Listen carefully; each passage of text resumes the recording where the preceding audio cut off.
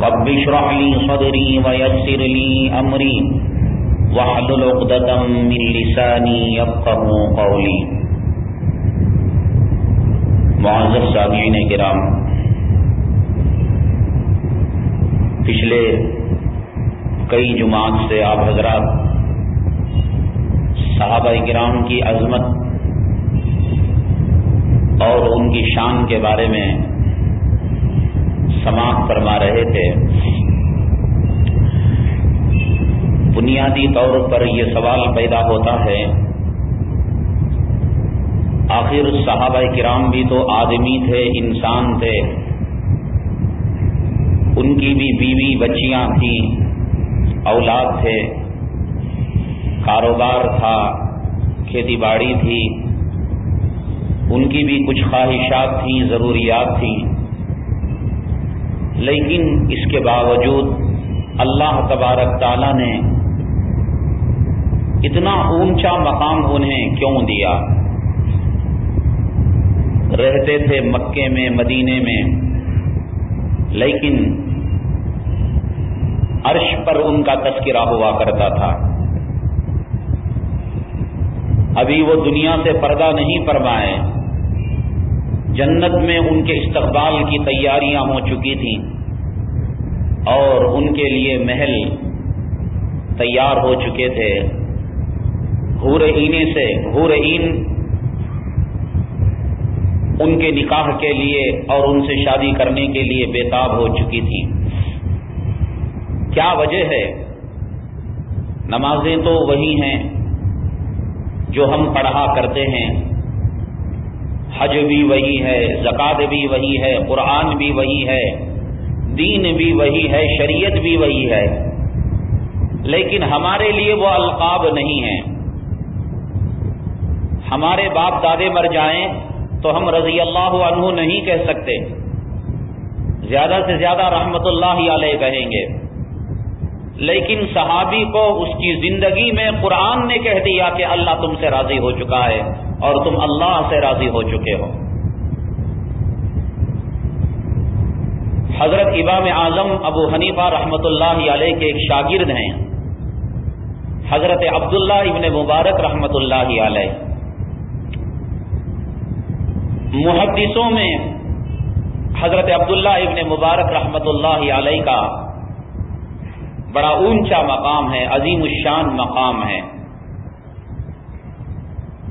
آج لوگ کہتے ہیں امام اعظم ابو حنیفہ رحمۃ اللہ علیہ کو حدیثیں یاد نہیں تھیں، وہ قیاس کیا کرتے تھے، عقل سے کام لیا کرتے تھے۔ جس کا شاگرد اتنا عظیم الشان محدث ہو، استاد کے علم حدیث کی کیا کیفیت ہوگی؟ دوران درس ایک شاگرد نے حضرت عبداللہ ابن مبارک رحمۃ اللہ علیہ سے سوال کیا،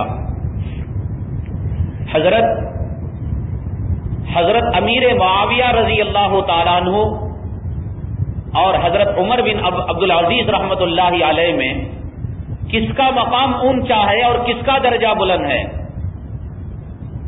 شاگرد بڑا ہوشیار تھا، صحابہ کرام میں سے ایک ایسے صحابی کا نام چنا جس کے تعلق سے علماء کرام متفق ہیں کہ صحابہ کرام کی جنگوں میں، لڑائیوں میں حضرت امیر معاویہ رضی اللہ تعالیٰ عنہ سے اجتہادی غلطی ہو گئی، اجتہادی خطا ہو گئی، بھول ہو گئی،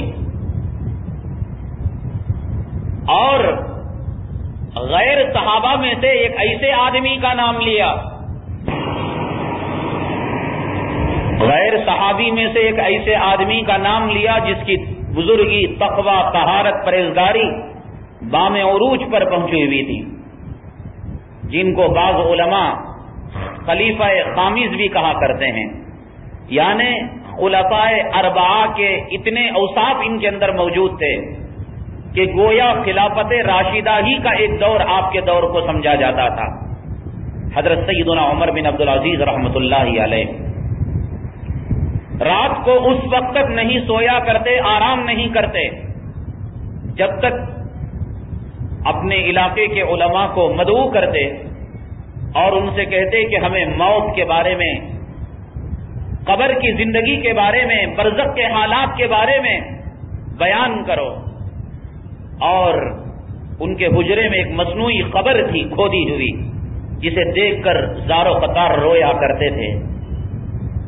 جو آدمی روزانہ موت کا بیان سنے اور قبر کی حالت کو اپنے آنکھوں کے سامنے دیکھے، اس کی بزرگی اور تقوی کا کیا کہنا۔ عجیب سوال تھا۔ حضرت عبداللہ ابن مبارک رحمت اللہ علیہ جو عظیم الشان جلیل القدر محدث ہے، بڑا عجیب و غریب جواب دیا۔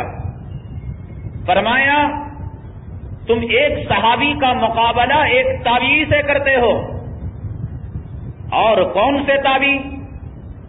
عمر بن عبدالعزیز رحمت اللہ علیہ، آج کی صدی کا مسلمان نہیں ہے، سود بھی کھا رہا ہے، حرام کاری بھی کر رہا ہے، نمازوں کو بھی چھوڑ رہا ہے، جھوٹ بھی بول رہا ہے۔ تو اس فاسق مسلمان کا مقابلہ نہیں ہے صحابی سے، تابعی کا مقابلہ۔ صحابی کسے کہتے ہیں؟ جس نے ایمان کی حالت میں نبی کو دیکھا ہو اور ایمان کی حالت میں دنیا سے انتقال اس کا ہوا ہو۔ تابعی اسے کہتے ہیں جس نے صحابی کو ایمان کی حالت میں دیکھا ہو اور ایمان کی حالت میں دنیا سے اس کا انتقال ہوا ہو۔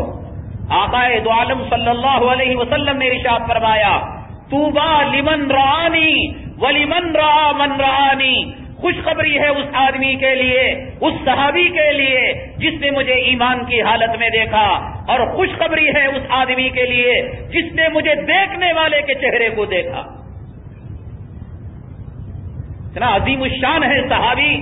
آقا نے ایک روایت میں فرمایا، اللہ تبارک تعالی اس چہرے پر جہنم کی آگ کو حرام قرار دے دیں گے جس نے میرے صحابی کے چہرے کو ایمان کی حالت میں دیکھ لیا۔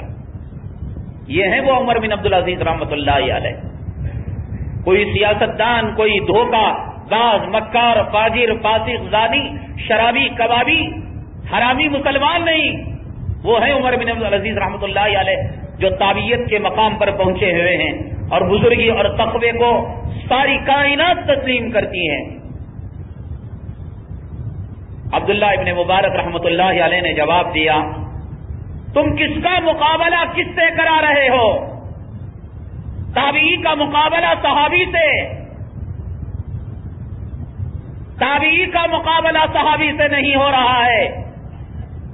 1400 سال گزرنے کے بعد انگریز جب مادر پدر کی آزادی لے آیا، ایک طبقہ وجود میں آتا ہے جو اولیاء کرام کو اپنی جوتیوں کے برابر گنتا ہے، ائمہ کو گالیاں دیتا ہے، محدثوں کو گالیاں دیتا ہے، اور کہتا ہے کہ صحابہ کا تفقہ اور صحابہ کی سنت ہم نہیں مانیں گے، ہم نبی کی سنت مانیں گے۔ حدیث و خیر و شر ایک کتاب ہے غیر مقلد کی، صفحہ نمبر 145 میں لکھتا ہے کہ رسول اللہ صلی اللہ علیہ وسلم کی سنت کو چھوڑ کر عمر کی سنت کی طرف آنا کفر ہے، نعوذ باللہ من ذالک، نعوذ باللہ۔ عمر کے راستے پر چلنا، عمر کی سنت کو ماننا، لکھتا ہے کہ کفر کی بات ہے۔ اور عبداللہ ابن مبارک رحمت اللہ علیہ نے کیا جواب دیا کہ تم صحابہ کا مقابلہ تابعی سے کرتے ہو۔ حضرت امیر معاویہ رضی اللہ تعالیٰ عنہ نے جو جہاد کیا ہے اللہ کے راستے میں، جس اونٹ پر سوار ہوئے ہیں، وہ اونٹ جب میدان جہاد میں گیا ہوگا اور میدان جہاد کی دھول اور مٹی اس اونٹ کے ناک کے نتھنے میں جو گئی ہوگی، عبداللہ ابن مبارک رحمت اللہ علیہ فرماتے ہیں کہ 100 عمر بن عبدالعزیز امیر معاویہ کا مقابلہ کرنا دور کی بات، اس گھوڑے کا مقابلہ کرنا دور کی بات، اس میدان جہاد کی جو دھول اس گھوڑے کی ناک کی ریٹ پہ مل گئی تھی، 100 عمر بن عبدالعزیز اس ریٹ کا مقابلہ نہیں کر سکتے، اس دھول کا مقابلہ نہیں کر سکتے۔ اور آج کا کہتا ہے نہیں جی ہم عمر کو نہیں مانتے، ہم فلاں کو نہیں مانتے، ہمیں حدیث زیادہ سمجھ میں آتی ہے۔ پوچھا گیا کہ بلال حبشی رضی اللہ تعالیٰ عنہ کا کیا مقام ہے؟ پیران پیر رحمت اللہ علیہ نے فرمایا بلال کی عبادت کا مقابلہ کرنا، بلال کی اذان کا مقابلہ کرنا، بلال کی خدمت رسول کا مقابلہ کرنا، بلال کی صحابیت کا مقابلہ کرنا، بلال کی نمازوں کا مقابلہ کرنا، بلال کی تہجد کا مقابلہ کرنا، بلال کی دعاؤں کا مقابلہ کرنا، بلال کی تلاوت اور ذکر و اذکار کا مقابلہ کرنا کسی مسلمان کے بس کی بات نہیں ہے۔ بلال نے میزنے پر کھڑے ہو کر جو اذان دی ہے، اور حضرت بلال حبشی رضی اللہ تعالیٰ عنہ کا معمول تھا کہ جب اذان دیتے اور کہتے اشہد ان محمد رسول اللہ، میں گواہی دیتا ہوں کہ محمد صلی اللہ علیہ وسلم اللہ کے رسول ہیں، اے بلال کتنا خوش نصیب ہے جب کہتا تھا ان کلموں کو آقائے دو عالم صلی اللہ علیہ وسلم کے حجرہ مبارکہ کی طرف دیکھ کر، آپ کے چہرے انور کو دیکھ کر دل میں سرور پیدا کر لیا کرتا تھا۔ یہی وجہ ہے حضرت سیدنا بلال حبشی رضی اللہ تعالیٰ عنہ جناب محمد الرسول اللہ صلی اللہ علیہ وسلم کے وصال مبارک کے بعد مدینہ منورہ میں اذان دینا بند کر دیا۔ حضرات حسنین جناب رسول اللہ صلی اللہ علیہ وسلم کے نواسوں نے اور مدینے کے مرد و خواتین بچوں نے اصرار کیا، بلال نبی کے زمانے کی اذان سنا دو، ہم بےتاب ہیں، منتظر ہیں۔ بلال نے کہا کہ صبر نہیں کر سکتا، تحمل کا مادہ مجھ میں نہیں ہے۔ مدینے کے لوگوں نے نبی کے نواسوں کو سامنے رکھ دیا کہ آپ فرمائش کرنا، بلال تمہاری لاج رکھ لے گا۔ بلال حبشی رضی اللہ تعالیٰ عنہ آئے، اذان دی، اللہ اکبر اللہ اکبر، پھر آگے بڑھے اشہد ان محمد الرسول اللہ، تو بے ہوش ہو کر گر گئے، اذان کو مکمل نہ کیا۔ ہوش آیا تو پوچھا بلال کیا ماجرا ہے؟ بلال حبشی رضی اللہ تعالیٰ نے فرمایا میں کہا کرتا تھا کہ صبر نہیں کر سکتا، تحمل اور برداشت نہیں کر سکتا، تم نے نبی کے نواسوں کو میرے سامنے کر دیا، مجبور ہو گیا۔ میں نبی کے زمانے میں اذان دیا کرتا تھا، اشہد ان محمد رسول اللہ جب کہتا تو نبی کا چہرے انور میرے آنکھوں کے سامنے ہوا کرتا، آج میں آپ کے چہرے کو نہ پا کر بے ہوش ہو گیا۔ پیران پیر شیخ عبد القادر جیلانی رحمت اللہ علیہ نے فرمایا کہ بلال کی عبادت، بلال کی تہجد، بلال کی قیام لیل اور بلال کا ذکر، بلال کی تلاوت، بلال کا حج، اس کا مقابلہ کرنا تو دور کی بات۔ بلال کھڑے ہو کر جب اذان دیا کرتا تھا اور اشہد ان محمد رسول اللہ پر جب نبی پر نگاہ ڈالا کرتا تھا، اس ایک نگاہ کا مقابلہ میری 35 سالہ عبادت اس کا مقابلہ نہیں کر سکتی۔ کس کی عبادت؟ میری اور آپ کی عبادت، اور میری اور آپ کی نمازیں، میری اور آپ کے سجدے، حضرت پیران پیر رحمت اللہ علیہ کی عبادت، سید الاولیاء کہا جاتا ہے جن کو، فرماتے ہیں کہ میری 35 سالہ عبادت بلال کی ایک نگاہ نبی صلی اللہ علیہ وسلم کا مقابلہ نہیں کر سکتی۔ حضرت سیدنا ابو بکر صدیق رضی اللہ تعالیٰ عنہ ہم نماز میں کھڑے ہوں اور مچھر آ کر کاٹے، مکھی بھی منائے، مچھر کا کاٹنا بھی سمجھ میں آتا ہے، مکھی کا ناک میں بیٹھنا سمجھ میں آتا ہے، دکان کا گاہک سمجھ میں آتا ہے، بیوی کی بیماری سمجھ میں آتی ہے۔ آقا دو عالم صلی اللہ علیہ وسلم اپنے رفیق یار، رفیق غار سیدنا ابو بکر صدیق رضی اللہ تعالیٰ عنہ کو ہجرت کے سفر میں لے جاتے ہیں۔ غار ثور میں سیدنا صدیق اکبر رضی اللہ تعالیٰ عنہ ہم جیسے ادب باندھ کر بیٹھتے ہیں، حضرت صدیق اکبر بیٹھے ہیں، اسے جناب رسول اللہ صلی اللہ علیہ وسلم کا سر مبارک حضرت صدیق اکبر کے ران پر ہے۔ اللہ کتنا خوش نصیب ہے صدیق، آقا آپ کے گود میں آرام فرما رہے ہیں۔ اللہ اکبر۔ اللہ کے حبیب پاک صلی اللہ علیہ وسلم نے فرمایا میدان محشر جب برپا کیا جائے گا اور اللہ تبارک تعالیٰ کائنات کو جب نیست و نابود کرنے کے بعد جب زمین سے مردوں کو اٹھائیں گے تو سب سے پہلے آدم علیہ السلام سے لے کر قیامت تک جو لوگ مر چکے ہیں، دنیا میں آ چکے ہیں، وہ جب زمین سے اٹھیں گے کائنات میں اور میدان محشر میں عالم قیامت میں، سب سے پہلے جناب محمد الرسول اللہ صلی اللہ علیہ وسلم کو زندہ کیا جائے گا۔ اس کے بعد سیدھے ہاتھ طرف سے صدیق اٹھے گا اور ادھر سے فاروق اٹھے گا۔ دنیا میں بھی ساتھ رہا کرتے تھے، قیامت میں اٹھ رہے ہیں تو صدیق ساتھ اٹھ رہے ہیں، سو رہے ہیں، آرام فرما رہے ہیں۔ روضے کے دیکھنے والوں نے دیکھا ہوگا کہ وہاں صدیق بھی موجود ہے، فاروق بھی موجود ہے۔ کیا شان ہے صدیق کی، کیا شان ہے فاروق کی۔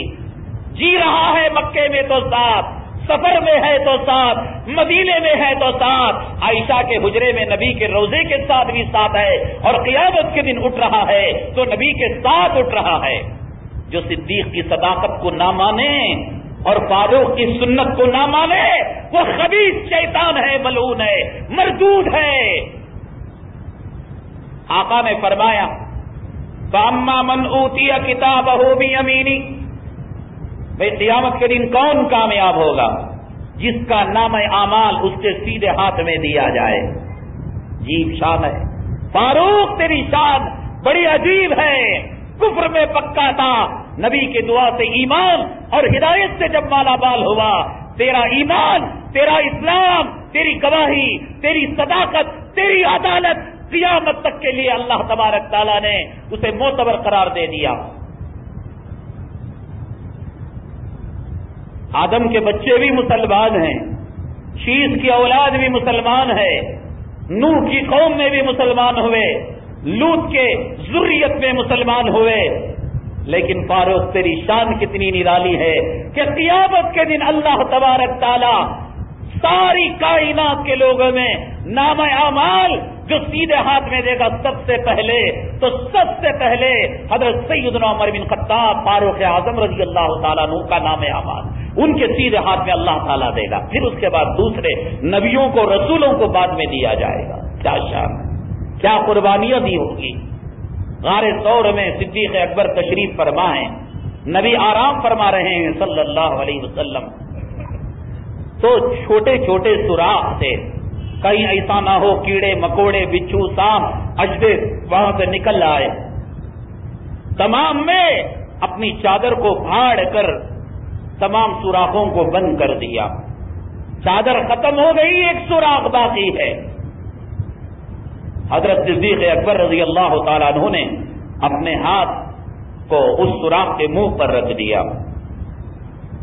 حضرت عیسیٰ علیہ السلام کے زمانے میں ایک جن تھا، جیسے جن آدمیوں میں مسلمان اور کافر ہوا کرتے ہیں، عیسیٰ علیہ السلام کے زمانے میں بھی جنات مسلمان اور کافر ہوا کرتے تھے اور آج بھی ہیں۔ تو نبی کریم صلی اللہ علیہ وسلم کی بشارت اس نے انجیل میں سنی تو اس نے اللہ تبارک تعالیٰ سے دعا کی، اے باری تعالیٰ میں نبی کریم صلی اللہ علیہ وسلم کا دیدار کرنا چاہتا ہوں۔ اللہ تبارک تعالیٰ نے اس جن کی طرف الہام کیا کہ جا نبی فلاں وقت فلاں مقام میں اس راستے سے ہجرت کرے گا اور غار ثور میں پناہ لے گا، وہاں تو میرے نبی کا جلوہ دیکھ لینا، میرے نبی کا دیدار کر لینا۔ اب صدیق کا ہاتھ سوراخ کے منہ پر رکھا ہوا ہے تو سانپ نے ڈسا تاکہ نبی کا دیدار کرے۔ سانپ کا ڈسا ہوا جانتا ہے کہ سانپ کے ڈسنے سے کیا اذیت اور کیا تکلیف ہوتی ہے، لیکن قربان جائے صدیق کی جانثاری پر کہ اگر میں آہ کر دوں گا، اف کر دوں گا، روؤں گا اور تڑپوں گا، میرے نبی کے آرام میں فرق آ جائے گا۔ تم چہرے سے نبی کی سنت کو نہار پیٹ نکالو، ماں بہنوں کو اسکارٹ اور آدھے کپڑے پہنا کر بھیجو، نمازوں کو مسجدوں کو ویران کرو، نبی کے دل کو چھید کرو، نبی کی ذات کو تکلیف پہنچاؤ، پھر بھی تم مسلمان۔ ایک صدیق ہے جو یہ کہتا ہے کہ اگر میں روؤں گا تڑپوں گا تو میرے نبی کے آرام میں فرق آ جائے گا۔ صبر کیا، گھٹتے رہے، آخر کار مجبور ہو کر گرم گرم آنسو صدیق اکبر رضی اللہ تعالیٰ عنہ کے آنکھ سے نکل پڑے، جناب رسول اللہ صلی اللہ علیہ وسلم کے چہرے انور پر گر گیا۔ آقا بیدار ہو گئے، فرمایا صدیق کیا معاملہ ہے؟ فرمایا یا رسول اللہ صلی اللہ علیہ وسلم یہ معاملہ ہے۔ کہا کہ جگایا کیوں نہیں؟ کہا یا رسول اللہ صلی اللہ علیہ وسلم آپ کے آرام میں فرق آ جائے گا۔ اس کے بعد کہاں سامنے ڈسا، کہا یہاں رسول کریم صلی اللہ علیہ وسلم نے اپنے لعاب مبارک کو وہاں لگا دیا۔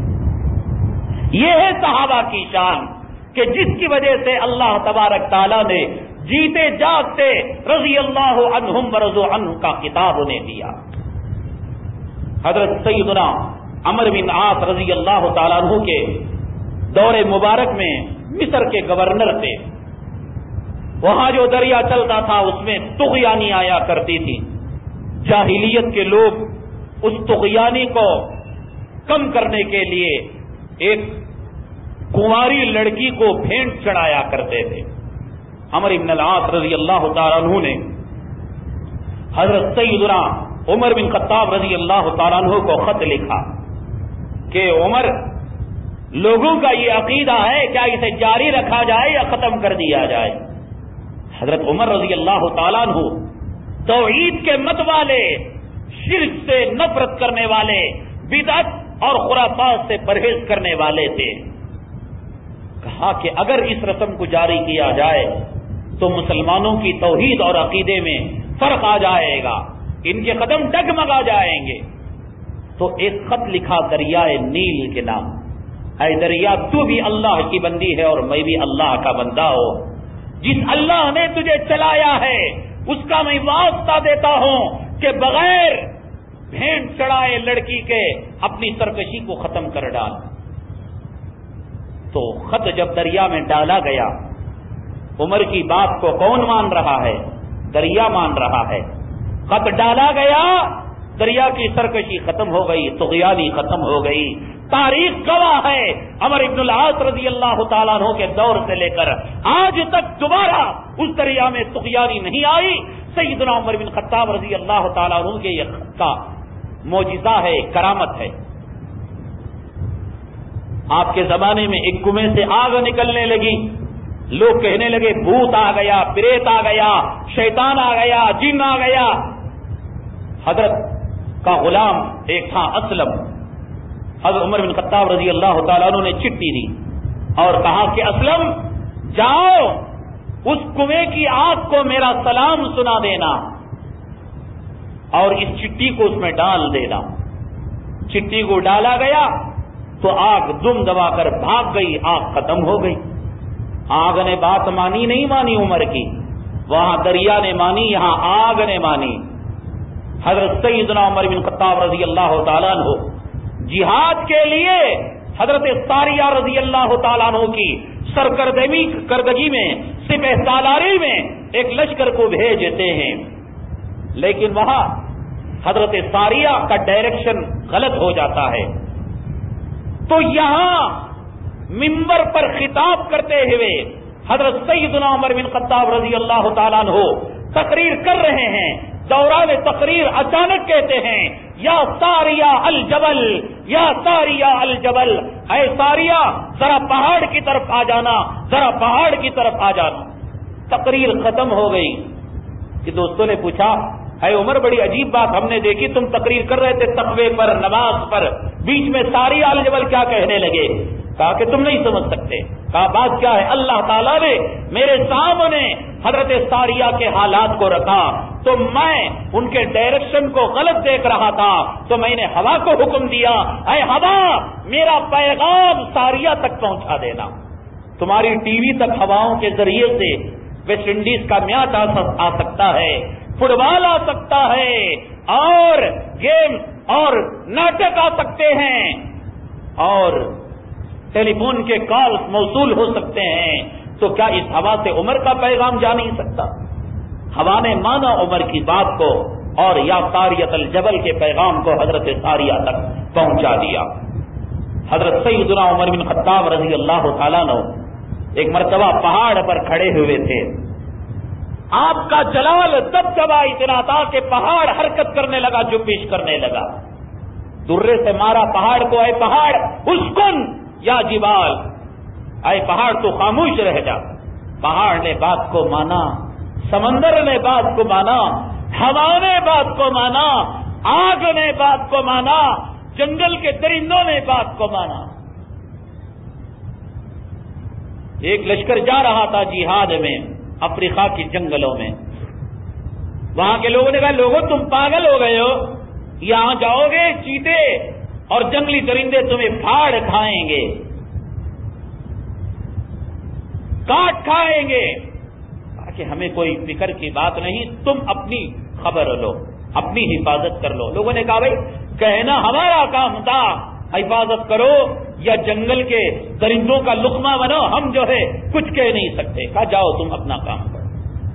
تو ایک صحابی اس کے جو قائد تھے، سپہ سالار تھے، امیر قافلہ تھے، جنگل کے درندوں کو آواز دی، اے جنگل کے شیروں، اے جنگل کے چیتوں، اے لومڑیوں، درندوں، نحن اصحاب رسول اللہ صلی اللہ علیہ وسلم، ہم نبی کے غلام یہاں آئے ہوئے ہیں، اور ہمارا مقصد یہ نہیں ہے کہ ہم یہاں آ کر کھیتی باڑی کریں، تجارت کریں، حکومت کریں، سلطنت قائم کریں، ہم نبی کے غلام، نبی کی سنتوں کو زندہ کرنے کے لیے آئے ہیں۔ راوی لکھتا ہے، بیان کرنے والا، کہ نبی کے غلاموں کی آواز سن کر جانور اپنے بچوں کو اتنی تیزی سے اپنے حجروں کی طرف، اپنے ٹھکانوں کی طرف لے کر جا رہے تھے، گویا ان کا دشمن ان پر حملہ آور ہو رہا ہو۔ کس نے بات نہیں مانی؟ سمندر نے، ہوا نے، آگ نے، اور بات نہیں مانی تو ایک ذات نے بات نہیں مانی۔ کس نے؟ اللہ کے نبی صلی اللہ علیہ وسلم نے ارشاد فرمایا کہ شیطان کا عمر کا کبھی آپس میں بنتا نہیں۔ کیوں؟ عمر مزاج نبوت سے اتنا آشنا ہے کہ اگر میرے پاس کوئی نبی ہوگا تو عمر بن خطاب رضی اللہ تعالیٰ عنہ ہوگا، اور جس گلی سے عمر گزرتے ہیں شیطان دم دبا کر بھاگ جاتا ہے۔ شیطان کا عمر کا کبھی نہیں بنا ہے، اور آج بھی ہیں کچھ انسانی شیطان جن کا عمر کی سنتوں سے نہیں بن رہا ہے۔ کہتے ہیں کہ عمر نے بدعت کو ایجاد کیا، ہم عمر کی سنت کو نہیں مانیں گے، عمر کے طریقے کو نہیں مانیں گے، عمر کی روایتوں کو نہیں مانیں گے۔ نبی کی سنت کے مقابلے میں عمر کی سنت کو اختیار کرنا کافرانہ شیوا ہے۔ یہ کون ہے؟ شیطان کے دوسرے بھیس میں انگریزوں کی پیدا کردہ ناجائز اولاد ہیں، جو عمر کو بدعتی کہہ رہے ہیں، جو عمر بن خطاب کو کہہ رہے ہیں کہ ان کی سنت پر عمل کرنا گویا کفر پر عمل کرنا ہے۔ تمام نے بات مانی، صحابہ نے مانی، زمین نے مانی، ہوا نے مانی، سمندر نے مانی، آگ نے مانی۔ مانتا نہیں تو کون نہیں مانتا؟ شیطان نہیں۔ اور آج جو نہیں مان رہا ہے عمر کی بات کو، وہ بھی شیطان ہے۔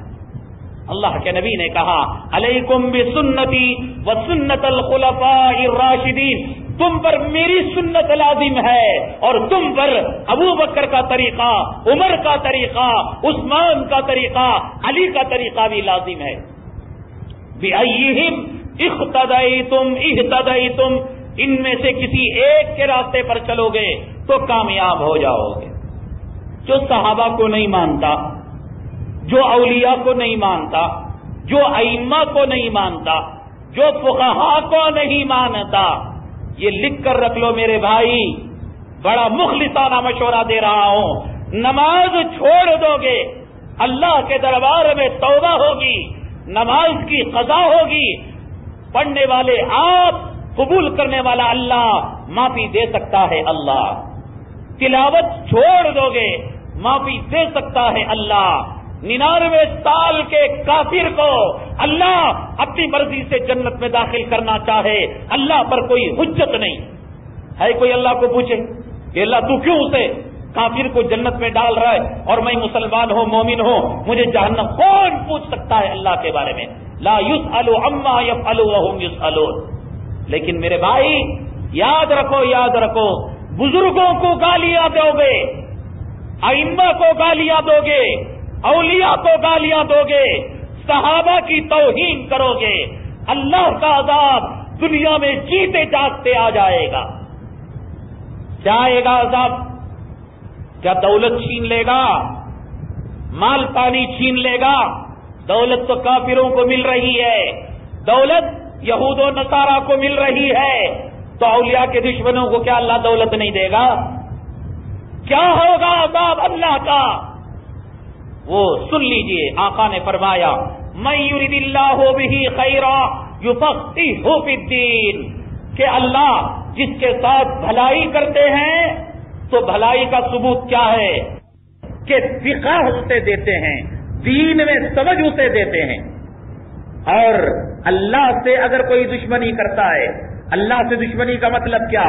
اولیاء اللہ سے دشمنی کرنا، اللہ سے دشمنی کرنا ہے۔ من آذى لولی فقد آذنتہ بالحرب، کہ جو میرے ولی کو تکلیف دے گا میں اس کے خلاف اعلان جنگ کروں گا۔ اللہ فرماتے ہیں کہ تم بڑے سے بڑا گناہ کر لو، کوئی مسلمان مرتد ہو جائے، مشرک ہو جائے، مجوسی ہو جائے، پھر ایمان قبول کر لے، شاید اللہ معاف کر دیں گے، لیکن اگر کسی ولی کو تکلیف دی جائے گی، کسی امام کی توہین کی جائے گی، کسی محدث کی توہین کی جائے گی، کسی فقیہ، کسی مفسر کو گالی دی جائے گی، اللہ دین کی سمجھ سے محروم کر دے گا۔ تو آج ایک طبقہ ہے امام اعظم ابو حنیفہ رحمۃ اللہ علیہ کو گالیاں دیتا ہے، آج ایک طبقہ ہے جو ہمارے امام ابو یوسف کو گالیاں دیتا ہے، پیران پیر کو گالیاں دیتا ہے، اور خواجہ اجمیری کو گالیاں دیتا ہے، قاسم نانوتوی کو گالیاں دیتا ہے، رشید احمد گنگوہی کو گالیاں دیتا ہے، اور اشرف علی تھانوی کو گالیاں دیتا ہے، فرید الدین گنج شکر کو گالیاں دیتا ہے۔ نتیجہ کیا ہوا؟ گالیاں دی، اللہ تبارک تعالیٰ نے دین کی سمجھ سے انہیں محروم کر دیا، انگریزوں کی غلامی ان پر مسلط کر دی، ساری دنیا ایک طرف اور انگریز کا غلام ایک طرف، ساری دنیا دو ہاتھ سے مصافحہ کر رہی ہے اور ائمہ کو گالیاں دینے والے ایک ہاتھ سے مصافحہ کر رہے ہیں۔ ساری دنیا مکے میں مدینے میں 20 رکعت تراویح ہو رہی ہے، ائمہ کو گالیاں دینے والے وہاں 8 رکعت پڑھ رہے ہیں، رمضان میں عبادتیں بڑھ جاتی ہیں۔ کوئی صحابی غیر مقلد نہیں تھا، صحابی کی تقلید کیا کرتا تھا، کوئی تابعی غیر مقلد نہیں تھا، کوئی محدث غیر مقلد نہیں تھا۔ سیاہ ستہ کی جو حدیث کی کتابیں ہیں، بخاری، مسلم، ترمذی، ابو داؤد، نسائی، ابن ماجہ، کوئی بھی کتاب کا لکھنے والا غیر مقلد نہیں تھا۔ امام بخاری مجتہد تھے، کوئی حنبلی تھا، کوئی شافعی تھا۔ ہندوستان میں 950 سال جو مسلمانوں کی حکومت ہوئی، کوئی بادشاہ غیر مقلد نہیں تھا سوائے ایک اکبر بادشاہ کے۔ جب وہ حنفیت کو چھوڑ کر غیر مقلد بنا تو پھر اس نے دین الہی کو قائم کیا۔ ایک اکبر بادشاہ کو چھوڑ کر سارے کے سارے بادشاہ امام اعظم ابو حنیفہ رحمۃ اللہ علیہ یا کسی اور امام کی تنقید کرنے والے تھے، تقلید کرنے والے تھے۔ اور ہندوستان کو جس نے فتح کیا، محمد ابن قاسم غوری، جو بھی آئے وہ بھی جو ہے کسی امام کی، حسن بصری کی اور کسی اور امام کی تقلید کرنے والے۔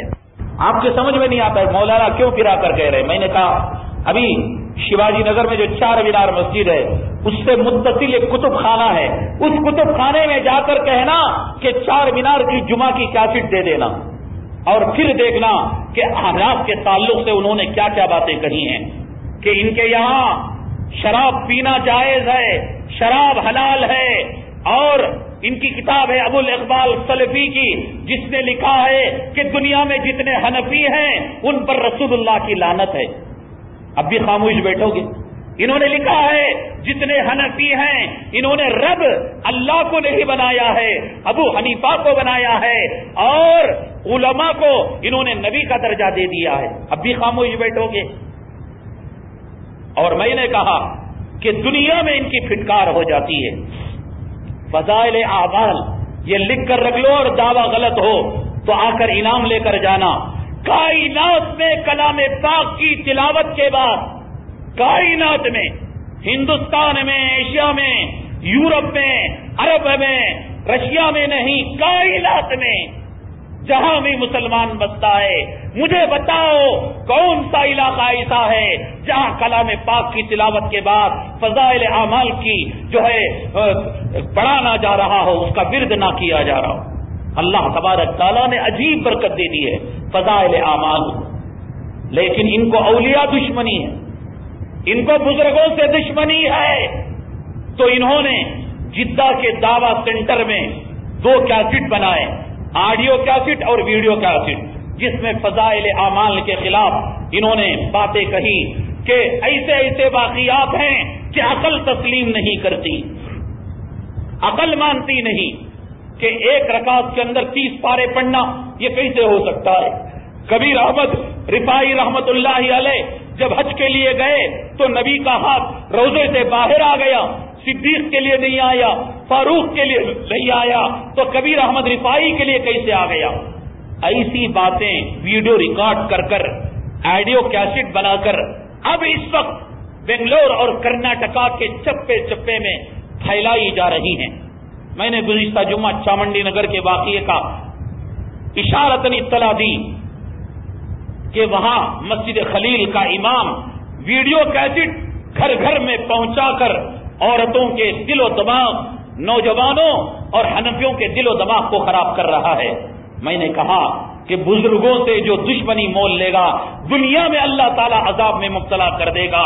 ان کی بات سمجھ میں نہیں آئی، نتیجہ یہ ہوا کہ گزشتہ جمعہ ممبر پر تقریر کر رہا تھا، اللہ تبارک تعالیٰ نے آج پولیس کے ذریعے سے ممبر سے دھکے دے کر اسے ہٹا دیا۔ لڑائی ہو گئی، خون خرابہ ہو گیا، پٹائی کی اس امام کی، اور کہا ہم مناظرے کے لیے آئیں گے۔ تو 4 شنبے کے 1:30 بجے تک اس نے کہا ہم مناظرے کے لیے لکھ کر دیں گے۔ 1:30 بجے جب گئے تو کہا عصر کو دیں گے، عصر کو گئے تو جب کہا مغرب کو دیں گے، مغرب کو گئے تو کہا لکھ کر دینا کوئی ضروری نہیں، ہماری زبان کا کیا اعتبار نہیں، تو کہا اتنا بھی لکھ کر دے دو، ہم لکھ کر نہیں دیتے۔ ہمارے پاس 14 اگست کو غیر مقلدوں کا طبقہ آ کر لکھا کر لے گیا تھا کہ ہم اپنے علماء کے پاس مناظرے کی دعوت لکھا کر لے کر آئیں گے، آج تک وہ لکھا کر نہیں لے آئے، اپنے ممبروں میں کہہ رہے ہیں کہ وہ خطیب حنفی ڈر گیا۔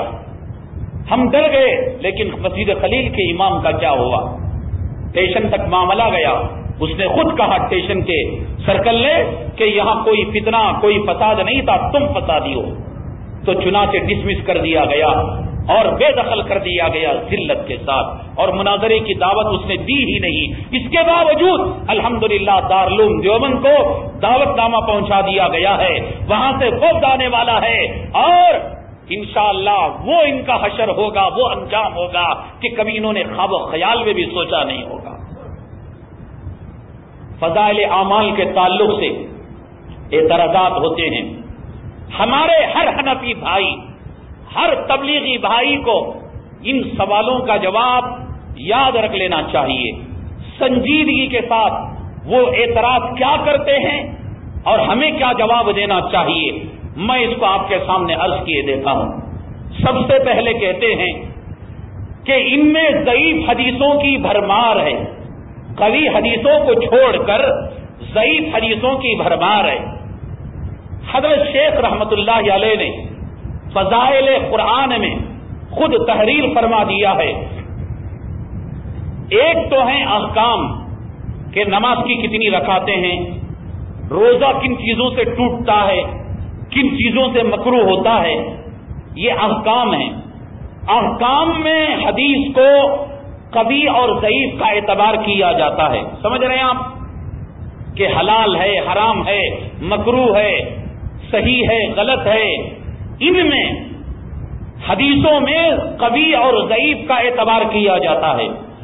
فضائل میں یعنی کسی چیز کی ترغیب دلانے میں اور کسی چیز کو ڈرانے میں اگر حدیث ضعیف ہو تو خود محدثین نے، غیر مقلدین میں علامہ ابن تیمیہ رحمت اللہ علیہ کو مانتے ہیں، انہوں نے اپنی فتاوا کی جلد نمبر 18 میں اس بات کو لکھا ہے کہ ترغیب ترہیب، کسی کو نماز کا شوق دلانے میں اور کسی کو نماز کے چھوڑنے کا جو انجام ہے اسے ڈرانے میں ضعیف حدیث اگر ملتی ہے اس کا سہارا لیا جا سکتا ہے۔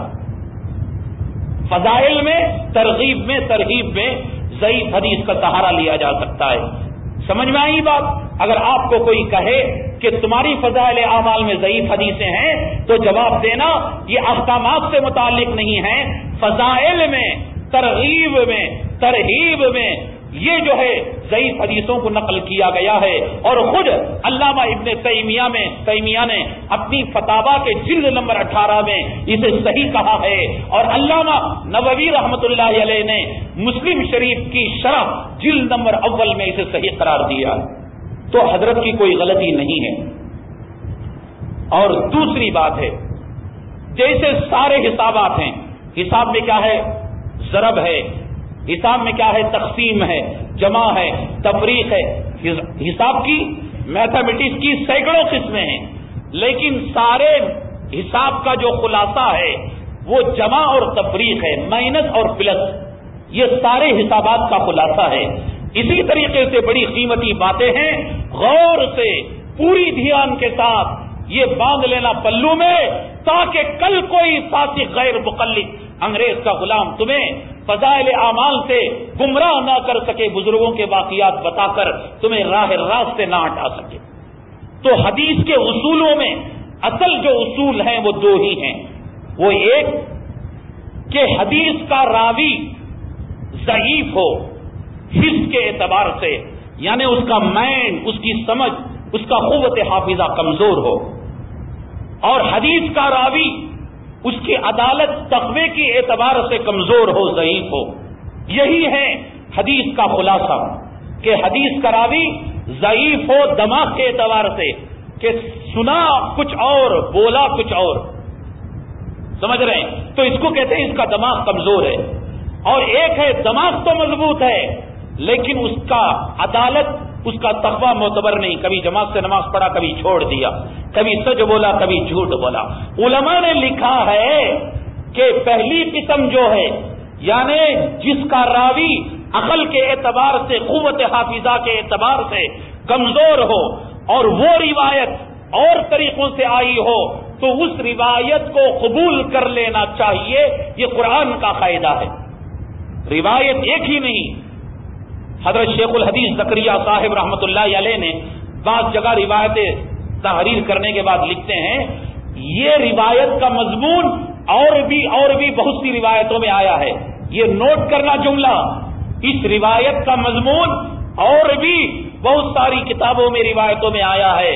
تو لہذا اگر اس روایت کا راوی ضعیف ہے تو اور روایتوں کو اور اس ضعیف روایت کو ملا کر اس کا درجہ قوت کا ہو جاتا ہے اور قوی ہو جاتا ہے. کہاں ہے قرآن میں ان کی مثال؟ قرآن میں مثال ہے کہ کسی معاملے میں جہاں ایک مرد کی گواہی معتبر ہے وہاں دو عورتوں کی گواہی لی جاتی ہے نہیں. مرد ایک تو عورتیں دو. کیوں؟ مرد کے مقابلے میں عورت کی جو سمجھ ہے، عورت کی جو عقل ہے، قوت حافظہ کمزور ہے. تو دو عورتوں کو کیوں رکھا؟ اس وجہ سے کہ ایک اگر بھول جائے تو دوسرا لقمہ دے، اسے دوسرا ساتھ دے.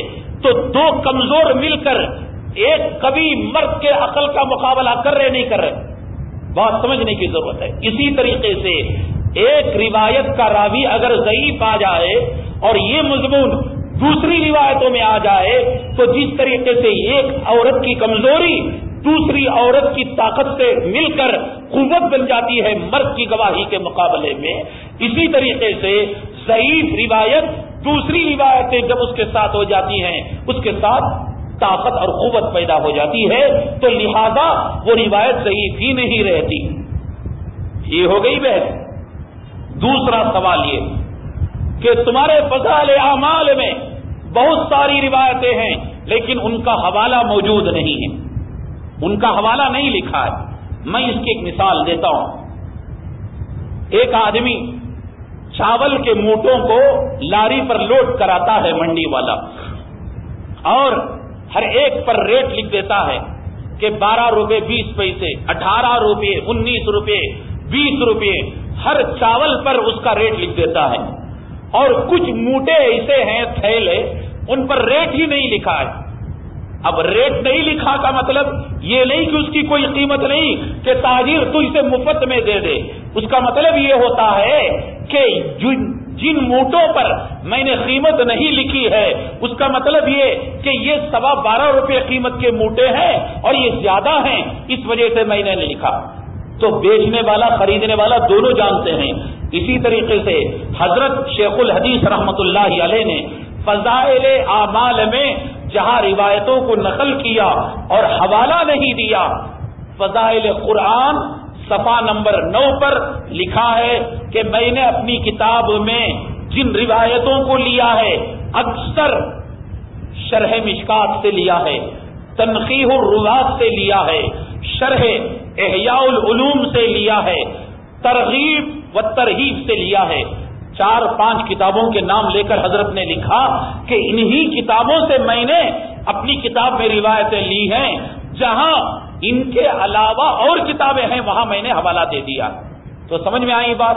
تو جہاں حضرت نے حوالہ نہیں دیا فضائل قرآن صفحہ نمبر 9 وہاں حضرت نے لکھ دیا، جہاں حوالہ نہیں دیا اس کا مطلب یہ کہ میں انہی کتابوں سے وہاں پر یہ عبارت لی ہے اور یہ روایت کو لیا ہے.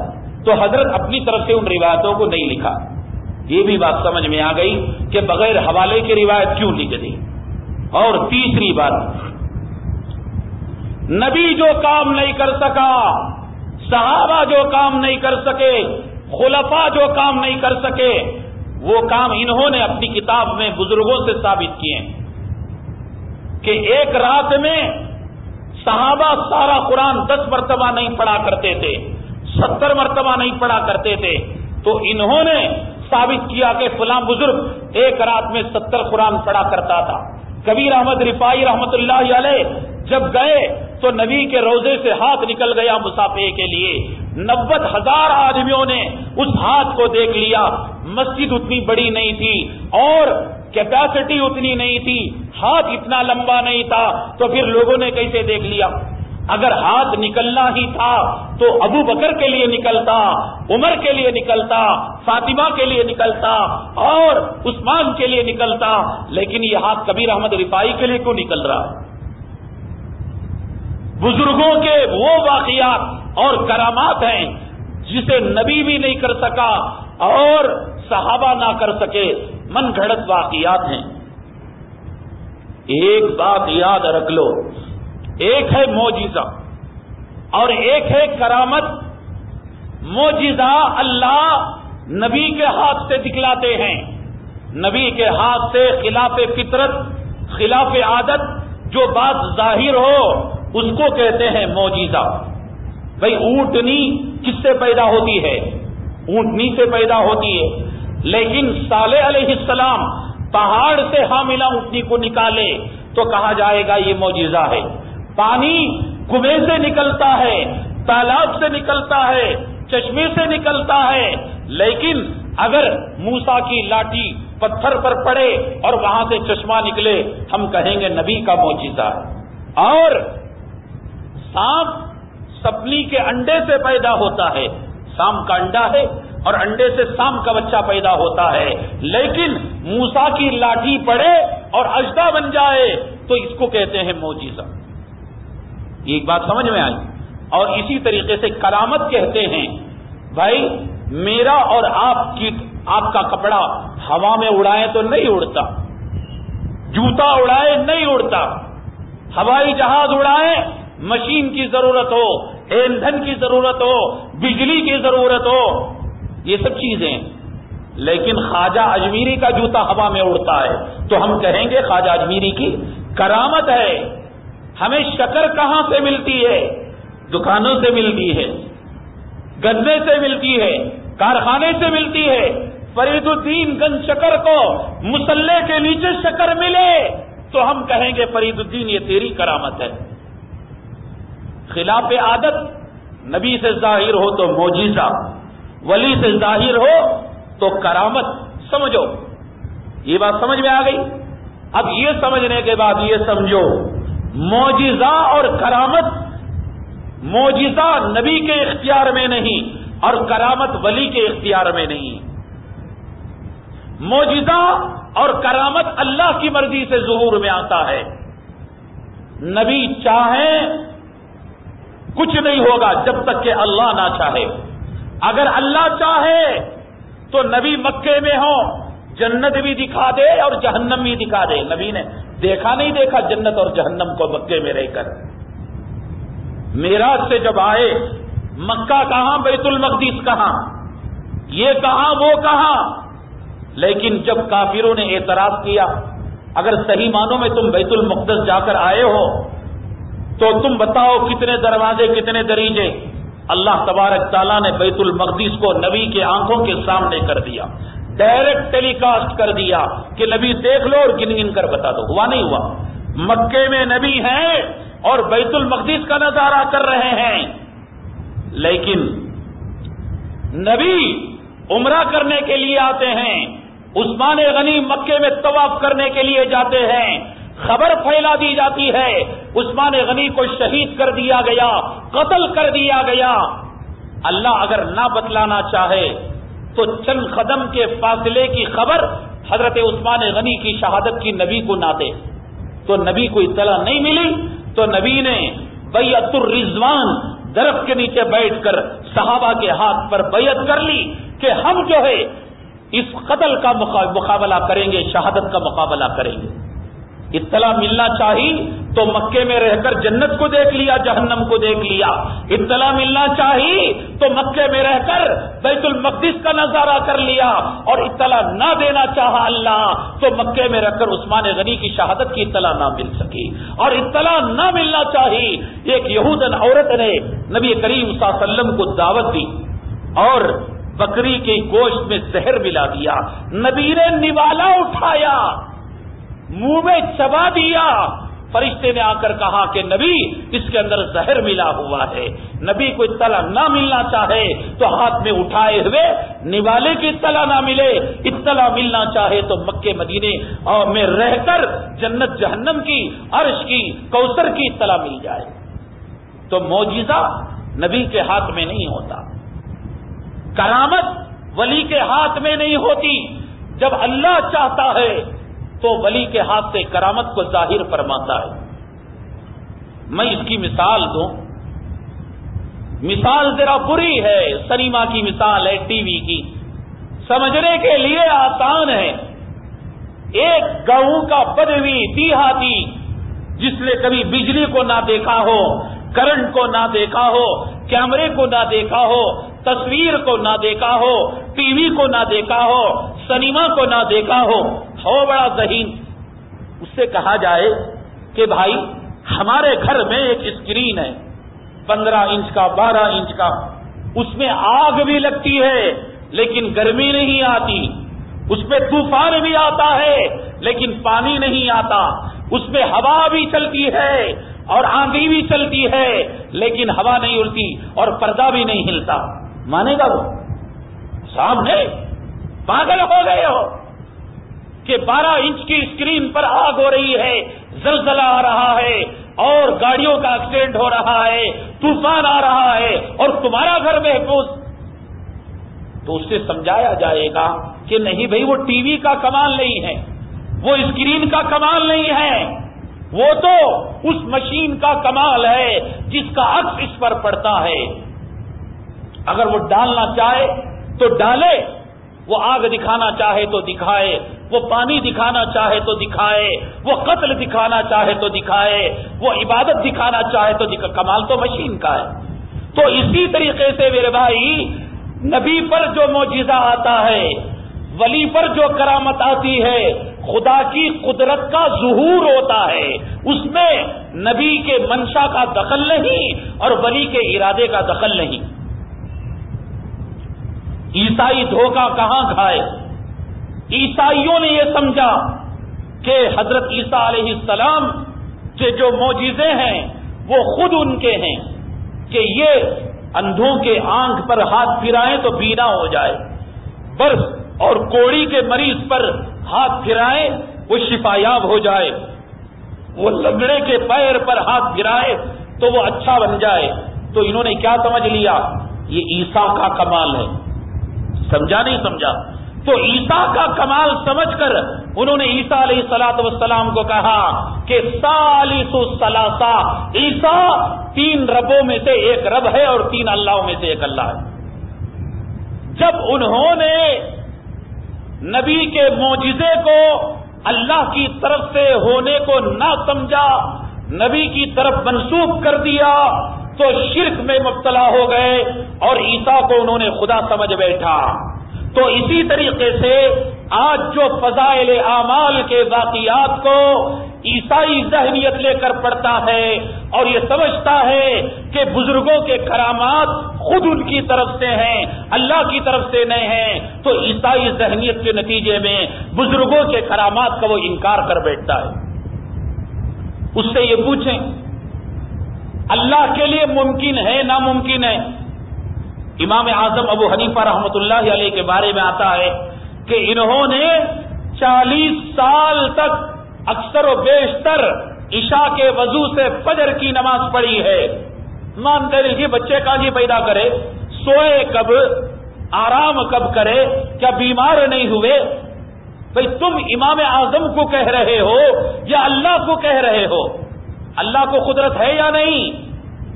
اللہ بغیر مرد کے بیوی مریم سے بچہ پیدا نہیں کر سکتا، اللہ پہاڑ سے اونٹنی نہیں نکال سکتا، اللہ پتھر سے پانی نہیں نکال سکتا، اللہ موسیٰ علیہ السلام کے ڈنڈے کو اژدہا نہیں بنا سکتا۔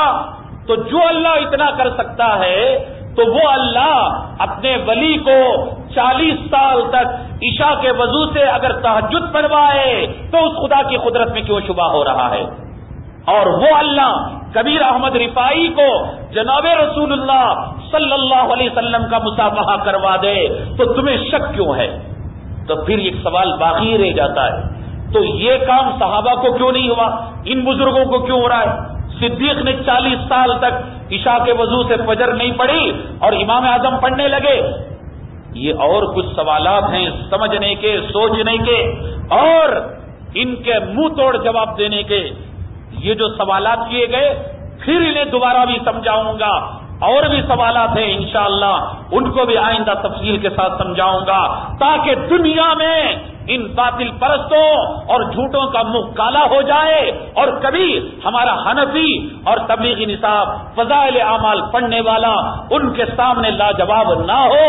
تو ہمارے بھائیوں سے گزارش ہے کہ شروع سے آ کر سنجیدگی کے ساتھ قرآن حدیث کی روشنی میں ان کرامتوں کو سمجھے، تاکہ پھر اگر کوئی ایسا آدمی سوال کرے تو منہ توڑ جواب دیا جا سکے۔